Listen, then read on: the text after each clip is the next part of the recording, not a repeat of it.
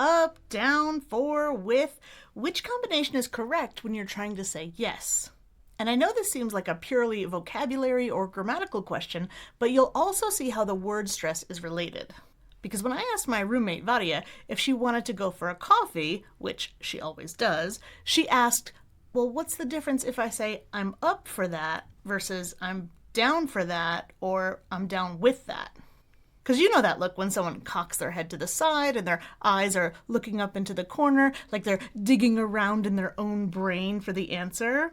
And that totally makes sense because English doesn't always make sense. And Russian was actually her first language. Because usually words like up, down, and with, they're prepositional parts of phrasal verbs. So we stress them after the verb, like to hang out with someone versus to hang up on someone. But these three that Varia was asking about aren't phrasal verbs.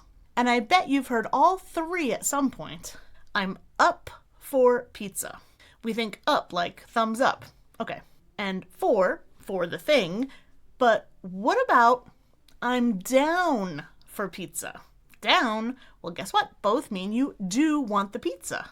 I'm down for pizza means yes, let's order some. So you might think that if I said I'm down with pizza means no, because I don't know, I don't tolerate gluten, or I'm allergic to tomatoes, or I don't eat dairy, something like that. And that makes sense because you might have seen t-shirts or slogans that say, down with this, meaning they don't support it. But in this case, it also means, yes, I'm agreeing with you that we should have some pizza. So you wouldn't be way off base to think, aha, so I must be able to say I'm up with some sushi for dinner. If you can say the other three, right? No, sorry. Why? English. But seriously, keep collecting language like that, like it's shells on the beach, and you can always kind of dump out your bucket to classify things later.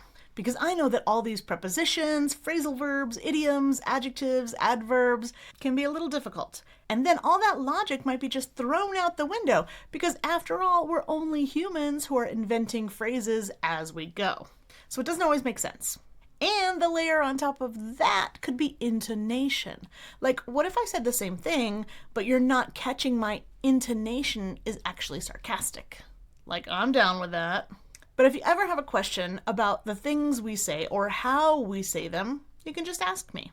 The easiest way to get answers to your language questions from real people who use it every day is to join my community and post about stuff like this. It's totally free to join, and I have a members-only Accent Masterclass every month. Why? I want to create a place for friendly, nerdy language lovers from all over the globe. And the link is right down in the description. So if Varia's question has piqued your interest, check out this next video where Rami asks about AS versus ASS so that he can stop swearing accidentally all the time. And in the meantime, we can see each other inside the community.